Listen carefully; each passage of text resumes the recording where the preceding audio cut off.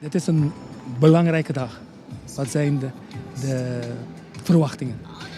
Nou, wat ik verwacht is dat heel veel vertegenwoordigers van de 400 verschillende netwerken en heel veel managers uit grote organisaties hier aan gaan deelnemen. En mijn doel is dat er een bewustwording ontstaat bij de mensen, dat iedereen het verschil kan maken. Dat we niet moeten afwachten en zeker niet op een overheid. Want de overheid is altijd loopt altijd een paar jaar achter de feiten aan. En dat we zelf allemaal verantwoordelijkheid moeten nemen voor onze samenleving en wat we aan het doen zijn. En dat als iedereen dat doet, dat dingen veel makkelijker zullen gaan.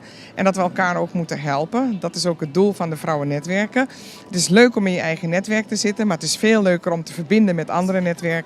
Dat je ook wat aan elkaar hebt en dat je ook zaken met elkaar kan doen en kan leren van elkaar. Dus dat zijn nogal wat doelstellingen die we vandaag hebben. En zoals wij u beloofd hebben, we zullen alle 12 uur filmen, want we denken dat goed nieuws nieuws is. En het ligt nu aan ons om dit langzaam maar zeker, degenen die niet gekomen zijn, ook de kans te geven om dit te bezien. Daar ben ik jullie heel dankbaar voor, want het is natuurlijk een begin met de mensen die hier zijn. Maar het is natuurlijk nog veel mooier als veel mensen daardoor geïnspireerd gaan raken. Want uiteindelijk, hoe meer zielen, hoe meer vreugd. En als meer mensen geïnspireerd raken, des te beter voor ons. We wensen u succes, maar we komen u later weer tegen.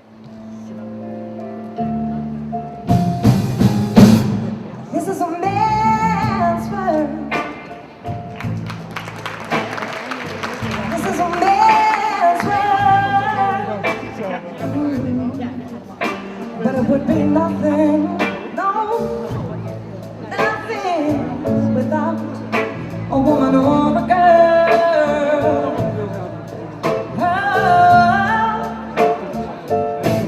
You see, man made the cars to take us over the road. Man made the trains to carry the heavy load. Man made the electric light to take us out of the dark. Man made the boat for the water, like no rain we are. This is a man's world, but it would be nothing, not one little thing without a woman or a girl.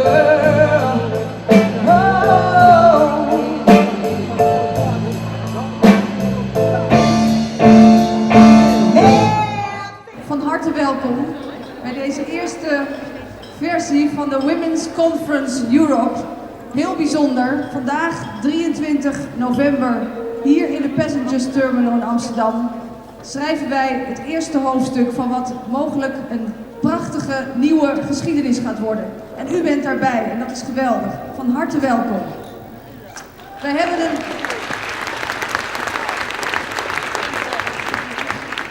hebben een sprankelend en uitdagend programma voor u samengesteld.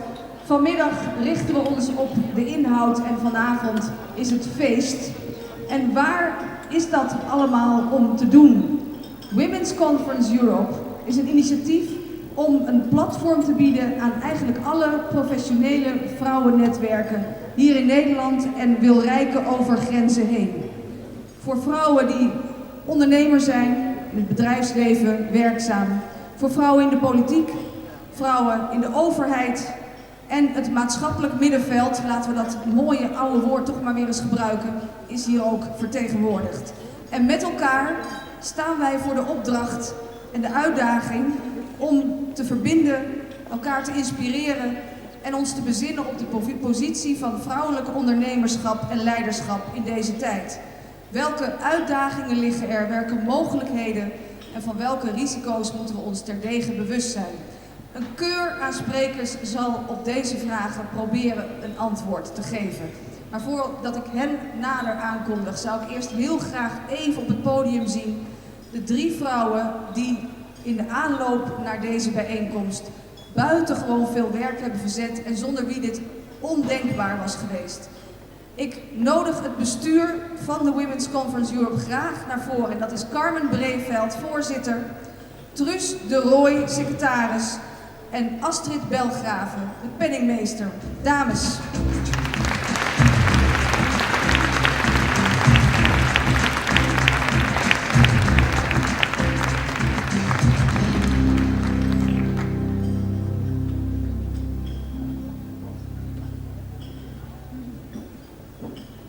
Het is gelukt. We zijn begonnen. Carmen Breveld. Even de avontuurlijke aanloop naar deze middag en avond. Die in jouw ogen te vergelijken is met een expeditie Robinson in optima forma. Leg eens uit. Nou, expeditie Robinson, dat is natuurlijk overleven op een onbewoond eiland. En af en toe heb je het gevoel dat je als vrouw moet overleven op een onbewoond eiland, terwijl we in Nederland gewoon zoveel goed geregeld hebben. En ik ben verbaasd over de overeenkomsten met Pakistan. Ik heb gisteravond een gesprek met Fatima Bhutto gevoerd. En dan ben ik versteld van dat wij hier zoveel mogelijkheden hebben en dat ze daar zo weinig mogelijkheden en zo weinig rechten hebben voor de vrouwen. En dat we toch als Nederland voor elkaar krijgen om even ver te zijn in de ontwikkeling en de positie van de vrouw. En aan de ene kant is het verbindend naar Fatima toe, maar aan de andere kant schaamde ik mij echt diep. Dus dat moet beter en anders. Dat moet beter en anders. En dit is een begin om die verbinding te gaan maken. Want je kunt wel alleen alles regelen, maar we zijn een onderdeel van de maatschappij. Dus je zal toch met elkaar dingen moeten doen. En vandaar die verbinding. Nou is er iemand hier in de zaal. Zij heet Miranda Kampers en zij wil heel graag jullie als de trekkers van dit schitterende initiatief, dat toch een grootse uitstraling heeft, heel even in het zonnetje zetten. Miranda Kampers. Miranda Kampers, ja, je hebt een boek bij je en met een uitdagende titel. De beste versie van jezelf is mijn levenswerk op dit moment vanuit mijn beste versie geschreven. Ik ben heel blij om hier zoveel vrouwen te zien die werken aan hun beste versie. En ik zou het heel mooi vinden als al dat talent in deze wereld nog een betere plek gaat krijgen. Mijn missie is een betere wereld door talent te gebruiken. En dat boek dat wil je overhandigen aan in ieder geval in Carmen Breveld het hele bestuur van deze prachtige dag, toch? Ja.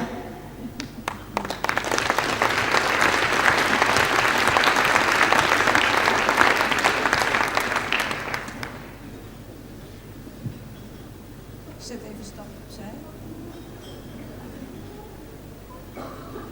Jullie weten allemaal hoe belangrijk ik de participatie van vrouwen in de arbeidsmarkt vind. En daarom is het geweldig om te zien dat op dit congres de krachten gebundeld worden. Vrouwen uit het bedrijfsleven, uit de publieke sector, uit de politiek.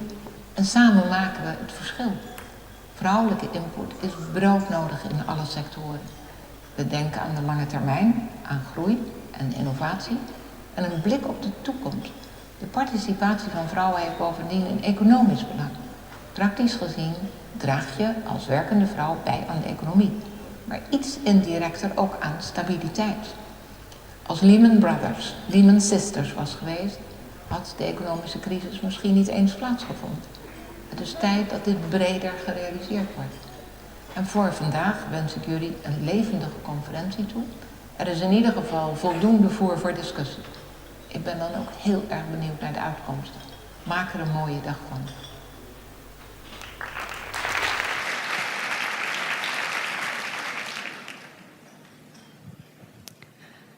Nadenken, verbinden, inspireren, dat zijn de 3 woorden die boven deze bijeenkomst hangen als uitnodiging en als opdracht. En één vrouw voor wie die woorden buitengewoon veel betekenis hebben en gekregen hebben, is de eerste gast die ik met veel trots en genoegen aan u voorstel en aankondig vooral. Zij is actief als het gaat om duurzaamheid, als het gaat om alfabetisering en dus om onderwijs. Kinderen hebben haar hart gestolen. Ze schrijft voor kinderen. Ze spreekt kinderen tot het hart. Maar ook u, denk ik, gaat ze raken. Ze is iemand die wil dromen, wil doen en wil delen.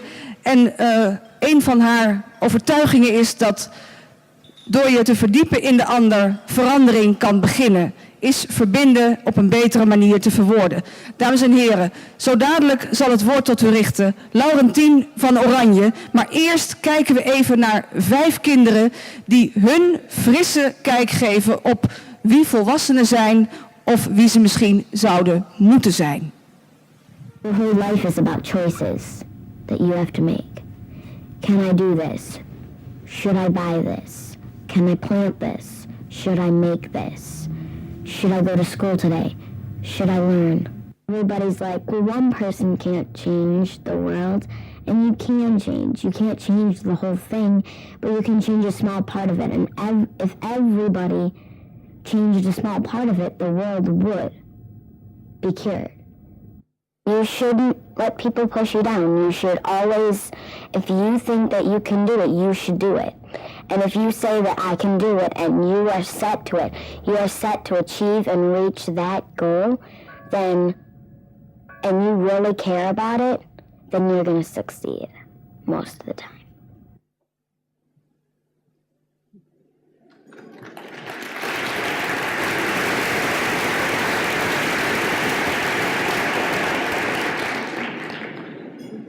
Prachtige gedachten van kinderen die vertellen over hun dromen, over hun ideeën. En het denken vanuit samen sterker komt bijna als vanzelfsprekend. Dames, en ja ook de hele moedige heren in dit illustere gezelschap. We kunnen natuurlijk op 2 manieren reageren op deze onbevangen blik van kinderen. We kunnen natuurlijk zeggen, met zo'n soort van smirk on our face, die we alleen hebben als we met kinderen praten, gaan altijd een beetje zo hurken. En die zeggen van ja, maar zo simpel is dat niet. Dat leg ik je later nog wel een keer uit, als je groot bent, als je het wel kunt begrijpen. Of we kunnen zeggen, hé, zo had ik er nog niet over nagedacht. Dat is heel erg slim. Dus we kunnen volgens mij leren van kinderen op een hele andere manier te leren kijken. Eerst iets over vandaag, over deze eerste European Women's Conference, of de Women's Conference Europe. Dit soort bijeenkomsten gebeuren natuurlijk niet vanzelf. Daar zit een heel team achter, hebben we net ook gezegd, het fantastische werk wat ze hebben gedaan.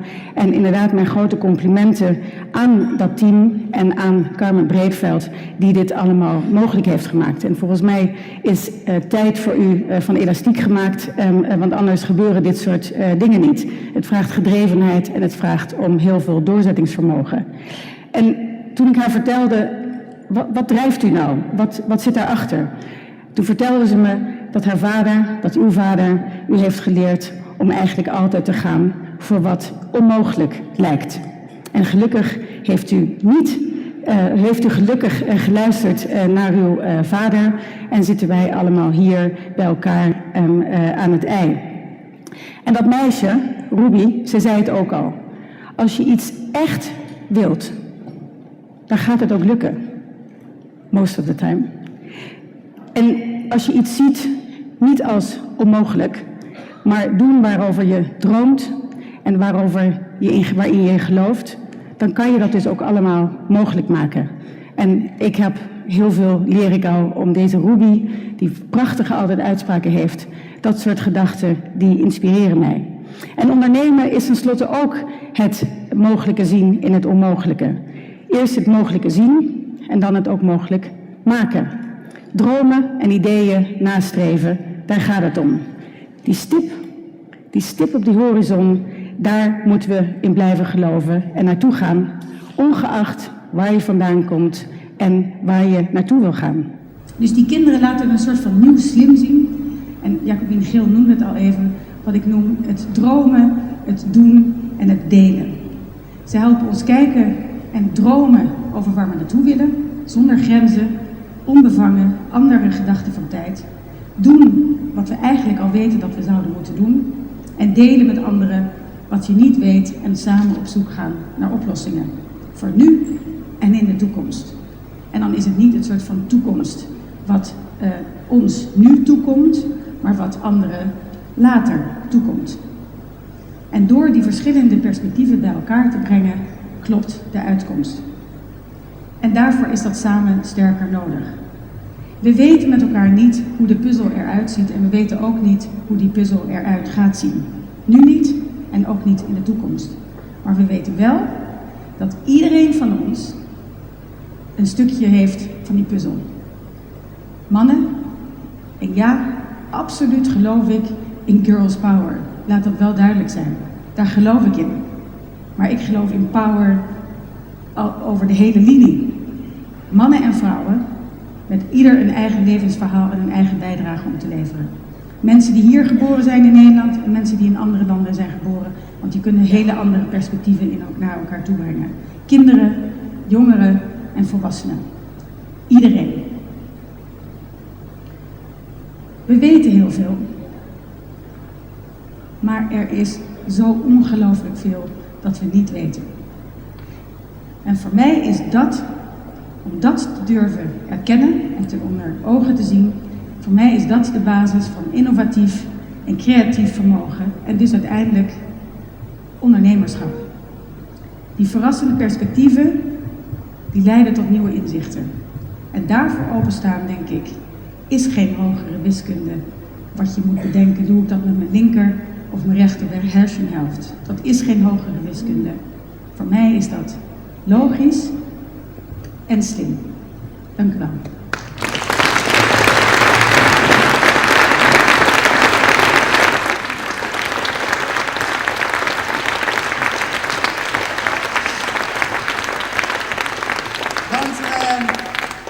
Hartelijk dank. Heel mooi. En het kan natuurlijk niet zonder een mooie attentie.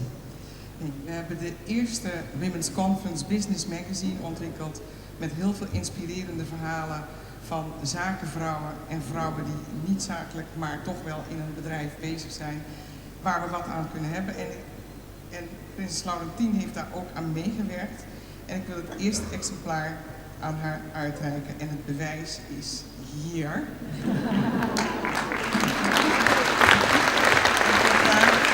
Dank u wel zeggen. En het eerste exemplaar aan u uitreiken. Dank u wel. Hartelijk dank. Wat is nu de achtergrond waartegen die ontwikkeling zich afspeelt? Wat kun je nu zeggen over het vrouwelijk ondernemerschap en de kenmerken daarvan? Daar is veel onderzoek naar gedaan en een heel leuk onderzoek is gedaan door het Economisch Instituut voor Midden- en Kleinbedrijf. En daar blijkt uit dat vrouwen een aantal eigenschappen hebben die zich hen juist uitermate goed kwalificeert voor ondernemerschap. Want uit dat onderzoek blijkt bijvoorbeeld dat vrouwen zich veel beter voorbereiden, veel beter nadenken voordat ze iets gaan doen en veel kritischer zijn in hun zoektocht naar hun kansen op de markt. En dat vertaalt zich weer in het feit dat vrouwelijke ondernemers aanzienlijk minder snel failliet gaan dan mannelijke ondernemers. Van de ondernemers die failliet gaan is maar 15% vrouw. En van de mannelijke starters die beginnen is de helft na 2 jaar al afgevallen en 70% na 5 jaar afgevallen. Vrouwen bereiden zich beter voor en houden het langer vol. Dat is allemaal heel positief. Het begon met 1 relatie. En wat we willen is een netwerk. Want als je een netwerk hebt en als je een netwerk bouwt op basis van dit principe, dan heb je niet alleen al die projecten die gedaan worden en die allemaal heel belangrijk zijn op korte termijn, maar dan heb je op lange termijn een beweging die je gedachtegoed deelt. Namelijk die gelijkheid, namelijk die gelijkwaardigheid. En dan ga je werken vanuit empowerment. En dan ga je werken vanuit die gelijkheid in plaats van dat het geven aan is en afhankelijk van is. Dat is wat wij volgens mij moeten doen. En dat kunnen wij alleen maar samen doen. Dat kunnen wij alleen maar doen als we zelf die actie gaan ondernemen. Als je zelf je eigen netwerk mobiliseert voor een project en tegelijkertijd dat, ik wil het bijna een virus noemen, verspreidt. Maar dan een positief virus en een virus wat echt deze wereld in beweging kan gaan brengen. Soms vraag ik me wel eens af wat Eleanor Roosevelt gedaan zou hebben als ze Facebook had. Ik zie haar dan zo achter het computertje zitten en bij al haar vriendinnen posten. Declaration of Human Rights, Declaration of Human Rights. Ik denk dat zij dat heel actief gebruikt zou hebben. En voor mij zitten 500 fantastische, getalenteerde, gedreven vrouwen die volgens mij allemaal ook een uniek netwerk hebben. En ik wil eigenlijk gewoon jullie hier ook vragen of jullie daar ook in uitdagen om hetzelfde te doen. Als we niet de juiste diversity hebben, en misschien uiteindelijk wel jullie eigen keuze nummer 4, de diversity tussen thought en behavior. Als we niet de juiste diversity hebben in ons bedrijf, zullen we niet succesvol zijn. Dus er is een duidelijke businessreden waarom we dat moeten doen. We moeten innovatief zijn, we moeten creatief zijn. We moeten bepaalde paradigma's die we hebben ter discussie kunnen stellen. We moeten mensen hebben met totaal andere invalshoeken, waarvan we zeggen dat is onzin. En na de 4e keer dat iemand terugkomt, denken, ja maar je had wel gelijk. Dat soort type dingen hebben we nodig. We moeten als bedrijven, dat willen we ook midden in die samenleving staan. En ik noemde de titelslide van mijn presentatie, zag je Making the Connection. Dat was geen willekeurig gekozen titel voor dit forum, Making the Connection. I'm trying to make the connection with you. Maybe women are better at making the connection than some other species. En wij staan in het midden van die samenleving en we moeten de connectie maken met heel veel andere stakeholders, met heel veel andere belanghebbenden. En daarom is diversity, denk ik, voor ons bedrijf cruciaal. Zonder diversity zullen wij niet succesvol zijn. Zijn mixed teams eigenlijk meer succesvol? Ik weet niet wat uw beeld is. Als je een mixed team hebt, is dat beter? Ja. Ja. Ja. Oké. Nou, research laat zien dat dat niet zo is. Over het algemeen zijn homogene teams makkelijker te managen en ook vaak succesvoller vergeleken met average managed mixed teams. Maar excellent managed mixed teams zijn natuurlijk veel beter. Maar het laat iets zien dat het makkelijker is om een homogeen team te managen dan een mixed team. Dus het vraagt meer van het management, niet waar? Niet waar. Hier gaat de hele presentatie door. Samen met mannen hier in de zaal niet gebeuren. zo leuk. Ik heb voor mijn postdokter... Ga even staan. Dat iedereen het hoort. Dat is wel leuk.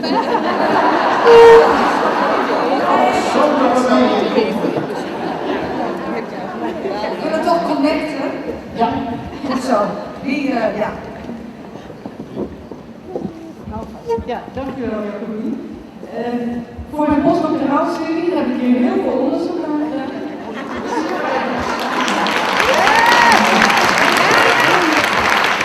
Ik heb gelijk al research van de 90s en 80s, maar ook van de 2000 en nu, dat mixed teams, gender, maar ook mensen gay zijn of lesbian, age en alle aspecten van mixed teams veel beter functioneren dan homogene teams. Dus die man van wie je één onderzoek aan had, is dat ook geschreven voor die dat is een andere verhaal.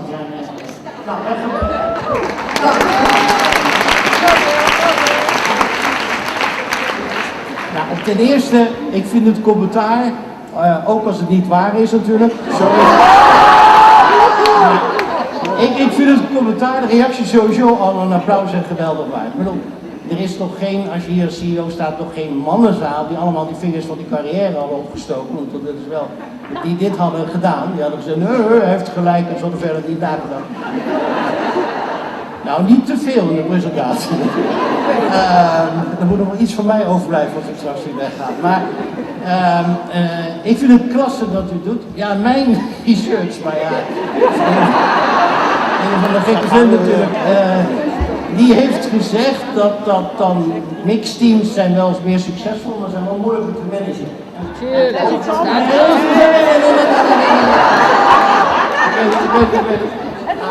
manager af. Het enige... Nee, Je neemt het hoofd van de manager af. Ja, nee, oké.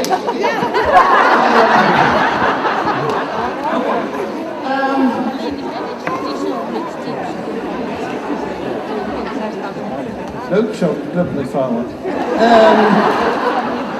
Maar ik vind het soms wel ook zo dat je wel zo, als je niks doet, dat je wel je best moet doen. Jeetje, waar was ik in mijn verhaal? Wij praten straks nog, ben ik van. Ja, nee, ik ga door. Dank. Gaat het eigenlijk goed? Dat hebben we net gezien bij Alexander. Het gaat goed. Even nog een andere quizvraag. Waar denkt u dat Nederland staat als we kijken naar topteams boards, supervisory boards in Europa? Zijn we een van de meest succesvolle landen of niet? Wie is het meest succesvolle land? Noorwegen. Noorwegen, absoluut. En nummer 2? Zweden, heel goed. Nou, dat is simpel. Nummer 3? Finland. Ja, 4 is Denemarken, heel goed. En weet u wie 5 is? Nederland. Het is niet zo heel... Ja, en het gaat dus zoals Alexander. Er is niemand die me tegenspreekt. Eentje heb ik overleefd. En weet u wie onderaan staat trouwens? Ik wil het niet vervelend doen. Wie zou onderaan staan? Nee, niet België. Die zijn niet met alles onderaan.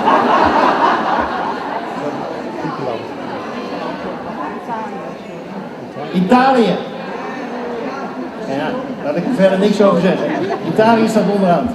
Portugal, Zwitserland. Maar ja.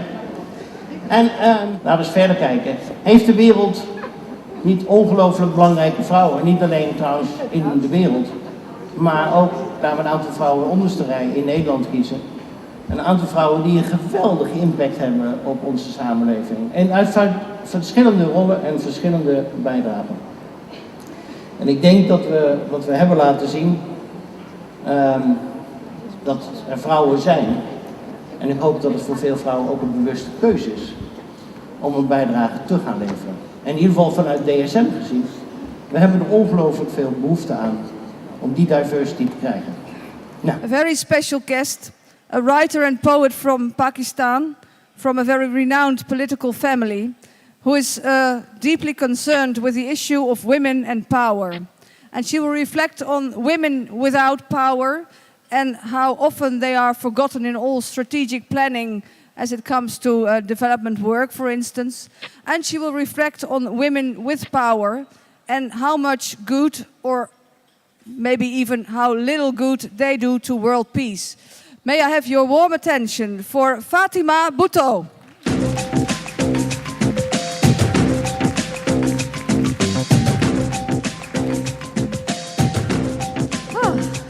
Good afternoon. This is very daunting because of the catwalk, so if I start to walk, ignore me. It just means I'm comfortable. I thought that I would start by thanking you for having me here in Amsterdam.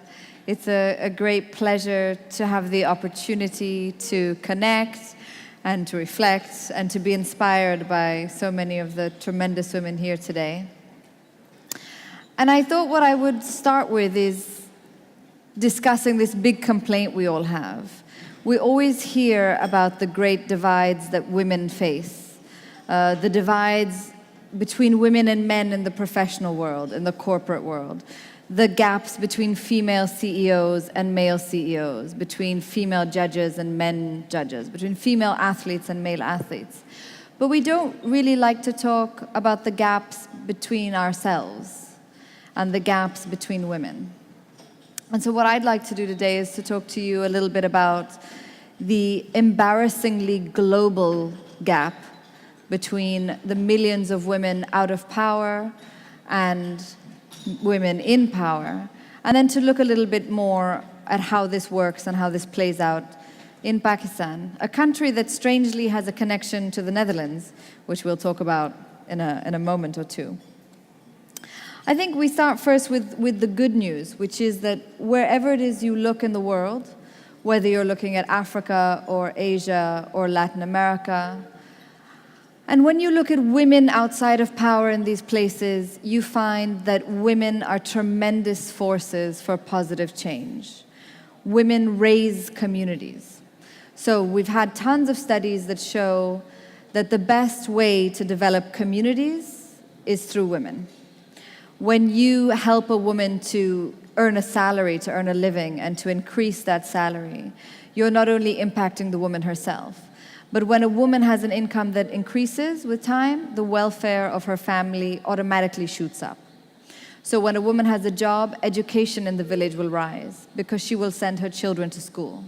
As education rises, civic rights rise. As that rises, health rises. As health rises, hygiene rises. As hygiene rises, life expectancy rises. So what you find is that a woman's success outside of power almost always benefits more than just herself. It benefits her family, it benefits her children, and it benefits her community. We also see, outside of power again, that women make more responsible entrepreneurs than men. And you all will know this more than I would, but women are better at repaying loans, for example. Women are medium-term thinkers. And of course, the background to that is that nobody really thinks long-term, but especially not men, you'll be happy to note. Men are very committed short-term thinkers. So while men are looking at profit and the profit of today, women entrepreneurs are looking at how to survive and how to surpass the challenges of the future. So a woman's way of seeing the world outside of power on a ground level is not only through herself and through her own success. A woman's way of seeing the world is through her future generations, through her children, through her community. And women then have a longer time horizon than men. So it may be true that men influence the present, but women make the future because they're looking towards it. And this is the good news. This is when you look at women outside of power, when you look at small entrepreneurs and small activists and small leaders. But unfortunately, when you go beyond that and you look at women in power, you find quite a different dynamic. And I'm sorry to tell you that it's not as hopeful a dynamic. So maybe we talk a lot about the importance of women in powerful positions. But it's not enough that women usurp power from men, if they're just going to behave like them anyways. And it's not enough that we have women in high places if they're not going to behave with a commitment to certain values. If we have women in powerful positions, whether it's in the Netherlands or whether it's in Pakistan, and those women do not carry a commitment to the ethics of nonviolence, to human rights, to progressive political and economic values, then we might even say that there is no difference. Women have to fight on so many different fronts. It's not easy to be a woman anywhere, not in any part of the world. Women fight on the home front, they fight at the workplace, they fight for liberty, they fight for movement, for mobility, and for freedom. And I suppose if there's one thing that I'd like to reflect upon today, or that I'd like to leave you with, it's that gender can never be a substitute for human rights, for the commitment to human rights. Gender can never be a substitute for the commitment to non-violence and to justice. It's simply not enough. It's not enough that we fight these battles and that we win, but we must win them ethically, and we must win them for all other women, not just women at the top of the ladder, and not just women with the power to enjoy those successes. So thank you very much. You all look very upset. I'm sorry to have upset you. The good news is that women fight. And so women continue to battle these bad forces. But I think the message here today has to be that we have to fight together. And we have to make sure that we're on the right side of that fight. Continue. What can we do here to help women in your country now? Well, I think one thing that helps tremendously is this people-to-people contact. You know, the more that you have contact with people from places like Pakistan, the more you realize actually how similar some things are and how different other things are. And I don't think it's a question simply of throwing money at a place that makes it better, but it's about partnership and it's about solidarity. You know, it's about supporting women cooperatives. It's about supporting women who are fighting these laws. And the more contact you can have with Pakistan, the more Dutch women can meet Pakistani women, the more Pakistani women can meet Dutch women. I think you create a support system for those women that really will sustain them. And I know personally, I know that Mukhtar Mai's story, a lot of Dutch journalists in Pakistan have come specifically to meet her, to tell her story, to raise awareness for her here. They've helped her with her legal fees. They've helped her with security, you know, in that the world is watching, the world knows what's happening. So I think really as responsible people, as responsible women or responsible citizens, we have to keep our eyes open for other women. And if you do that, I think it's a great support. Thank you very much. Thank you. Thank you so much. Thank you. Toen realiseerde ik me van, volgens mij moeten we met z'n allen veel meer af van die laagjes die we allemaal over ons heen hebben. Waar ik dat geluk eigenlijk had dat ik dus niet opgevoed ben, geen studie heb gevolgd. Want ik heb er niet zoveel last van. Ik kan gewoon denken van, nou, dit is gewoon raar, dat moet je veranderen. Maar als jij als je in het...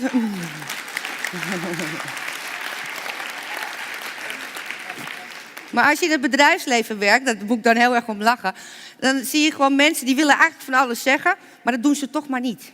Weet je wel? Dus ze gaan niet in hun lichtje staan. Terwijl we hebben allemaal lichtjes en ik denk dat een heleboel mensen helemaal goed weten hoe het zit.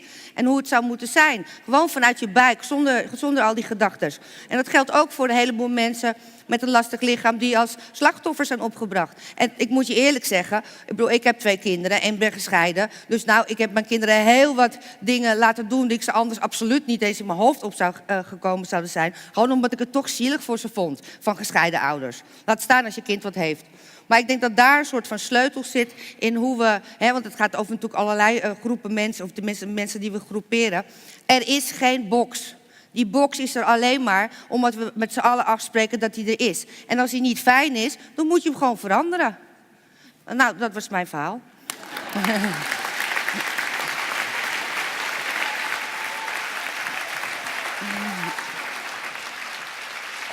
Als we daar dus in slagen om werk en zinvol bezig zijn te combineren, dan zijn we precies bezig met wat deze tijd nodig heeft en wat deze samenleving nodig heeft. Werken en zinvol bezig zijn combineren, dat verbindt dus urgentie met nut, dat verbindt plezier met diepgang. Het inspireert, hoop ik. En het is bestand tegen de druk van deze tijd. Want mijn hemel, wat is dit een ingewikkelde tijd. Ik weet niet of ik dat alleen vind, of jullie dat ook vinden, maar mijn hemel, wat vind ik het ingewikkeld. Nederland is een van de rijkste landen ter wereld. Ondanks elk 8-uur-journaal, we zijn nog steeds een van de rijkste landen ter wereld. We werken enorm hard. We hebben een enorm hoge arbeidsproductiviteit. We verzetten dus veel werk per gewerkt uur. We kunnen heel snel werken, we kunnen heel snel schakelen. We kunnen heel veel dingen tegelijkertijd, althans de meeste van ons. En volgens mij, als ik rondkijk in de zaal, kunnen jullie dat volgens mij bijna allemaal. Maar tegelijkertijd moet er steeds meer werk in, steeds minder uren. En het lijkt haast of in elke fase van het leven het tempo steeds verder opgevoerd wordt. Studenten moeten tegenwoordig in steeds kortere tijd studeren. Ze moeten ook sneller weten wat ze eigenlijk willen gaan doen. En ze moeten daar ook nog sneller mee klaar zijn. En ik denk dat iedereen die terugkijkt zich realiseert dat wat we nu aan werk verrichten minder tijd neemt. Dat we meer moeten doen in minder tijd. En dat gebeurt van hoog tot laag. Dat gebeurt ook bij het vakken vullen. Moet ook steeds sneller.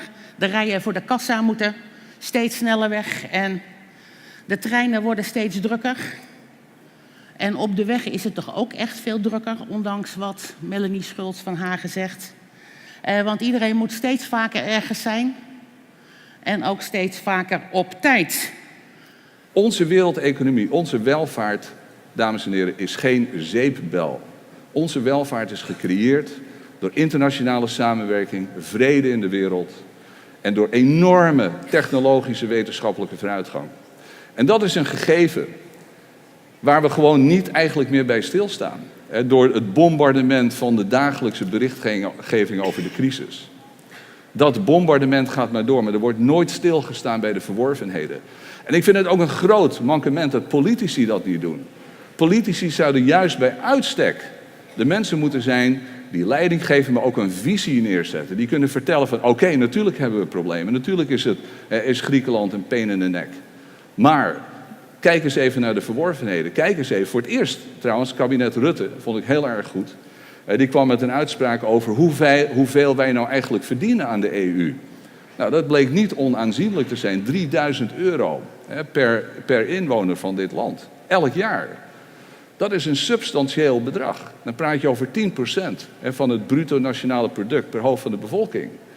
Dat is gigantisch. En dat is eigenlijk wat politici zouden moeten doen. Even een PowerPoint met 3 slides. 1 slide, dit is wat Europa kost. Dit is wat het ons opbrengt en dit is het verschil, de bottom line. Dit is wat het ons netto oplevert. En alle economen weten dat de Europese samenwerking van levensbelang is voor Europa.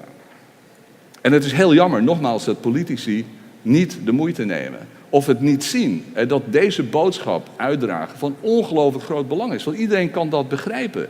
Dat is helemaal niet ingewikkeld. Iedereen die een huishoudboekje bijhoudt, die weet het verschil tussen inkomsten en uitgaven. En die kan zien, als het gewoon netjes uitgelegd wordt, wat de enorme voordelen zijn van de Europese samenwerking.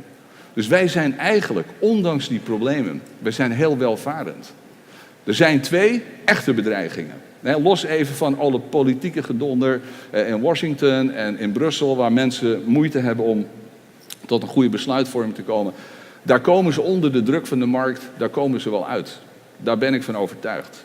Maar we hebben wel 2 serieuze uitdagingen. En daar begon ik, aan het begin van mijn presentatie, daarmee. Grondstoffen en energie. We hebben straks een schitterende cocktail. De kleuren beginnen zich al een beetje aan te dienen. En dan kunt u weer straks voor de trappen op. U weet ze inmiddels te vinden.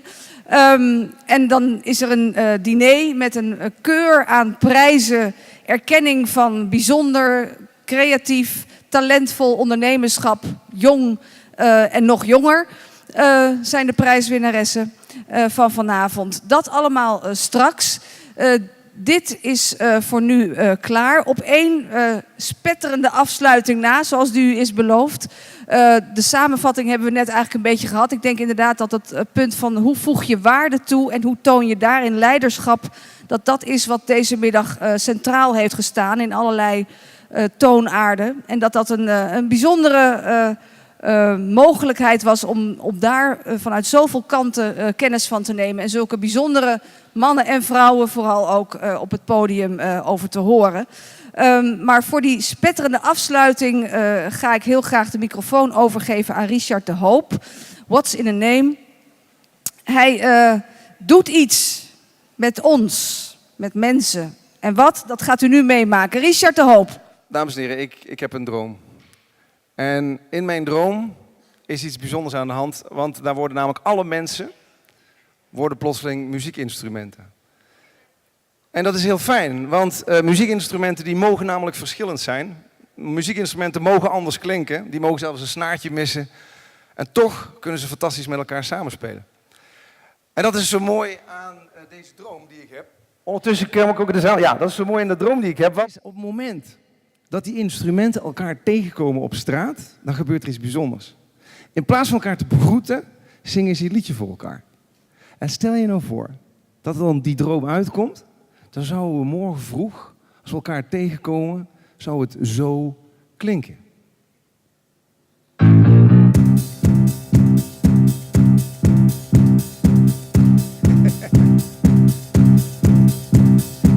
Ain't got no troubles in my life, no foolish dreams to make me cry. I'm never frightened or worried, you know I always get by. So I heat up, but I cool down. I got words in my head and I sing them. Know that life gets me down. Gonna take all my blues and just spray them. Come on, help me out. I got the music in me. I got the music in me. I got the music in me. Oh yeah, I got the music in me. I got the music in me. I got the music in me. Yeah. Oh. They say that life is a circle.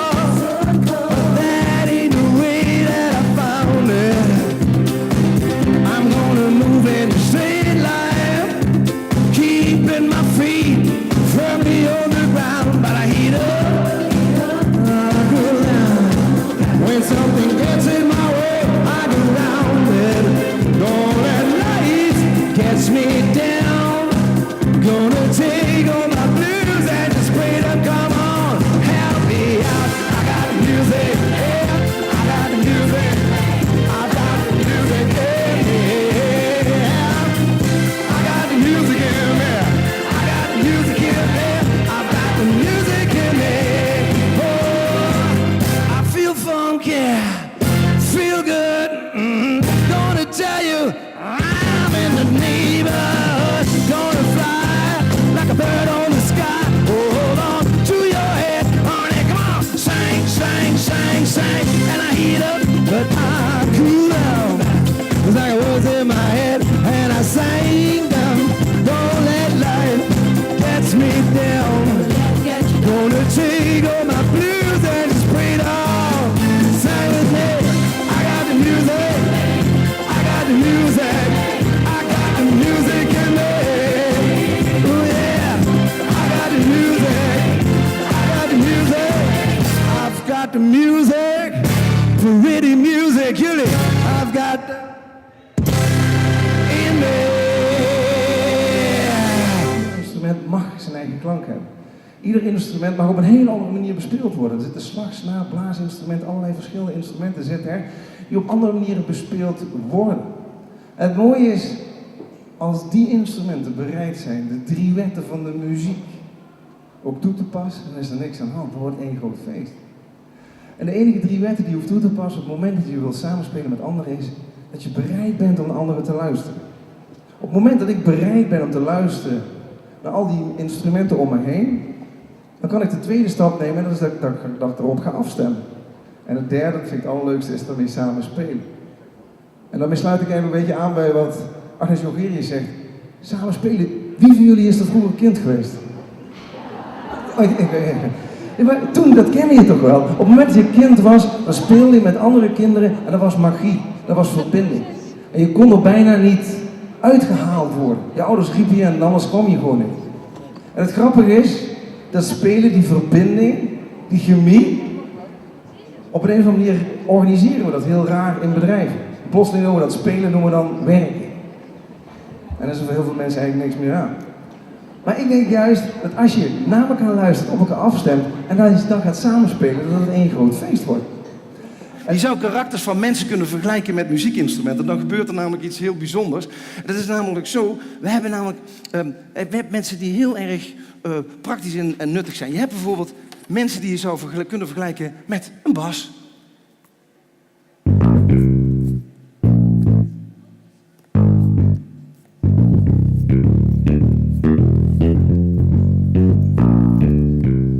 En bassen zijn grote instrumenten. Over het algemeen 4 snaren. En met die 4 snaren spelen de bassen alle basistonen van onze stuk. En voor bassen hoeft het allemaal niet zo gek, hè? Licht geluid, toeters en bellen, flauwekul, joh. Die bassen hebben veel meer zoiets van voetjes op de vloer, mouwen oprollen, niet lullen, maar poetsen. Maar bassen kunnen wel degelijk opvallen als ze er even niet zijn. Want in één keer valt dan op hoe gedisciplineerd terwijl ze de dingen doen. En bassen kunnen zeker uit hun dak gaan als ze voor zo'n uitzinnige menigte als jullie staan, dan doen ze meestal dit, let goed hoor. Ja, moet niet gekker worden, hè? Ja. Zijn van die hele praktische, hele nuchtere voetjes op de vloer types. Kijk, hele andere dan onze bassen, dat zijn onze trommels. En als je alleen al zo'n trommeltje hoort, was het eerste waar je aan denkt als je zo'n trommeltje hoort. Van waarom vraag je het mij? Zitten 300 tot 500 anderen. Geen idee. Wat denk je onmiddellijk aan als je een trommeltje hoort? Roffel. Onmiddellijk denk je aan de spanning en sensatie. Ik vroeg dat laatst ook aan iemand. Vroeg, waar denk je bij zo'n trommeltje? Toen zei iemand, koekjes. Nee, dat snap ik. En je denkt onmiddellijk aan spanning en sensatie, je denkt dan aan roffelen. En het mooie is, die trommel heeft ook 2 stokjes. Met die 2 stokjes kunnen ze ook een tempo aangeven. Dat vinden ze ook mooi, hè? Ze vinden het mooi om dan op een klein verhogingje te gaan staan. En dan zien ze ons als roeiers op zijn of haar galeischip. En met van die grote paukenstokken gaan ze dan voor je staan en zeggen ze, ik weet de weg. Ik zal wel even tempo aangeven, hè? Kom maar, daar gaat hij. Ja, en meer omzet, hè? Kom op. We gaan voor de lange termijn, hè? Ja, maar wel winst, hè? Hup, weg met die kosten, dat vinden ze leuk, hè? Maar ja, soms, dan zijn ze ook zo druk, dat je bij jezelf denkt, stop. Ken je dat? Dat op het moment dat zo'n trommel eventjes de afdeling verlaat, dat de rest denkt van, even rust.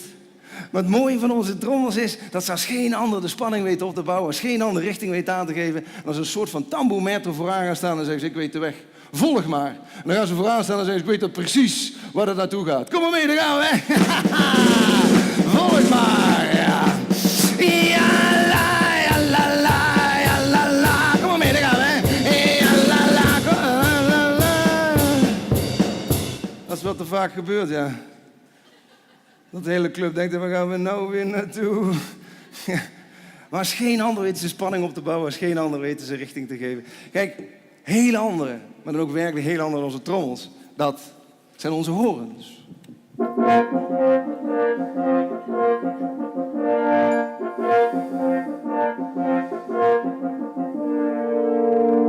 En onze horens houden alles heel scherp in de gaten.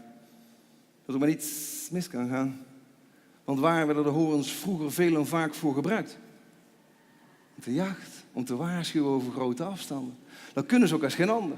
Ze hebben ook een heel sterk ontwikkeld onderbuikgevoel. Dat hebben ze hier ook zo gehad. Want die voelen vaak aan hun theewater aan van, oh jee, als dat maar goed gaat komen. Maar het mooie van onze horens is dat ze alles ver vooruit regelen en plannen. Dat ze de orde, precisie, details. Dus de echte horens, die regelen en plannen alles zo ver vooruit. Dus degenen die hier in de zaal als horens zitten, hebben alvast nu een vakantie voor het jaar 2030 geboekt. Zou zomaar uitverkocht kunnen zijn. Het laatste instrument dat ik graag even jullie wil voorstellen, dames en heren, dat zijn de trompetten! Goedemorgen! Hallo! Hoi! En die trompetten zijn van die gasten, die komen 's ochtends op kantoor, hebben ze nog geen koffie op en nog geen pillen en dan lopen ze al zo. Voor hun is alles één grote challenge, opportunity, uitdaging, mogelijkheid, possibility. Hè? Die trompetten, dat zijn degenen die... Voor hun is sunny side altijd op. Dat zijn degenen die ook con amore dingen kunnen vertellen. Maar vooral als de ploeg een beetje in een dipje zit, hebben zij wel weer een idee om ons eruit te halen. Dat is ook een trompetje dat ik ken, dat iedere keer als de groep een beetje in een dipje zit, dan pakt ze dat trompetje, speelt ze een deuntje en dan heel die groep.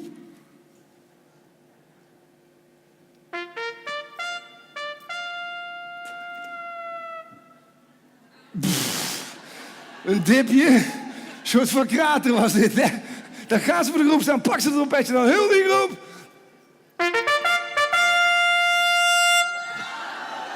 Ja, dat gaat allemaal nergens over. Dat maakt niet uit als er maar weer stemming in de ploeg is. Dat kunnen ze, hè. Ze kunnen vaak mooi vertellen, con amore, met een enorme woordenschat. En dat kan ook maar zo gebeuren als je zo direct bij het diner naast zo'n trompetje zit. En die zit dan te vertellen hoe deze dag was, zo. Dan zit je daarnaast met zo'n gezicht van, was ik daar ook bij? Briljant volk. Maar wat belangrijk is om te beseffen dat al deze instrumenten zijn verschillend gemaakt. Zijn van verschillende materialen. Op de ene moet je slaan, op de andere moet je blazen. En dat is het mooie. Weet je het mooie van instrumenten? Aan de buitenkant kan je zien hoe je ermee om kan gaan. Dat zou zo mooi zijn als dat bij mensen ook zo zijn. Mensen moeten de eerste stap wel gaan nemen. Eerst even naar elkaar luisteren om te kijken van wat voor instrument heb ik überhaupt tegen me. Om de tweede stap te kunnen nemen in de zin van, kan ik er überhaupt op afstemmen? Alleen als ik goed gestemd ben, kan ik daadwerkelijk ervoor zorgen dat het ook een beetje leuk klinkt. Maar wat ik nog veel belangrijker vind, is dat we met z'n allen, en ik denk dat we dat vandaag een paar keer hebben gehoord, voor een enorme uitdaging staan om een waarheid te creëren die daadwerkelijk weer hoop biedt aan mensen. Ik denk dat het enorm belangrijk is om stil te staan en te kijken van hoe kunnen we daadwerkelijk dingen anders beetpakken. En het aardige is, daar hebben we mensen als jullie voor nodig. Die bereid zijn om elkaar eens wat anders te zien, op een andere manier te zien en op een andere manier met elkaar samen te spelen. Want ik heb gemerkt dat we omringd worden door heel veel mensen die zo vastzitten in een bepaalde waarheid, dat we daar eerst maar eens doorheen moeten. Mensen die rondlopen met deze waarheid.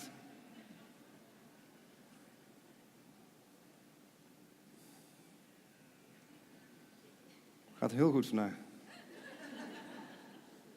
Gaat echt geweldig. Heb je wat voor mij? Ja, dit is mijn waarheid. Samen maken we er een mooie wereld van. Dat is een leugen.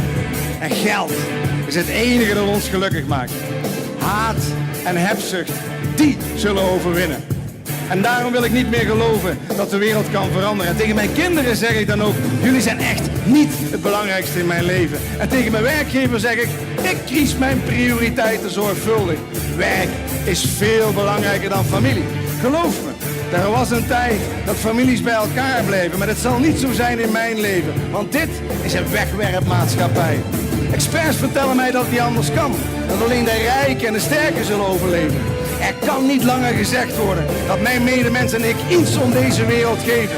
Het is volkomen duidelijk dat mijn generatie apathisch is en hun ogen sluit voor alle problemen. Het is dom om te geloven dat ieder individu kan helpen het verschil te maken. En dit is mijn waarheid. En dit is voor heel veel mensen een waarheid. En dit is vooral een waarheid als je alles van boven naar beneden organiseert. Als je machtige leiders het laat dicteren. Het kan ook anders.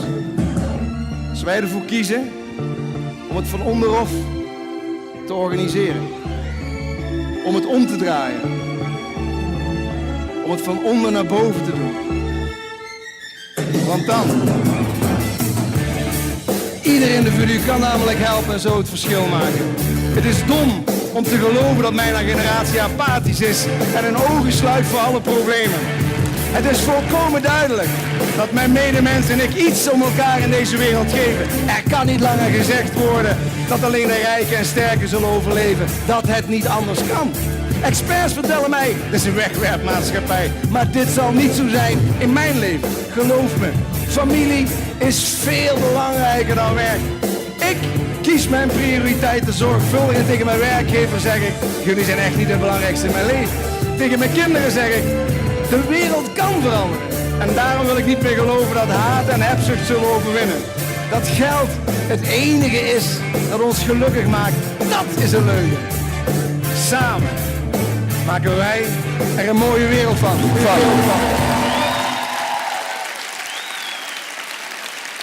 Dankjewel.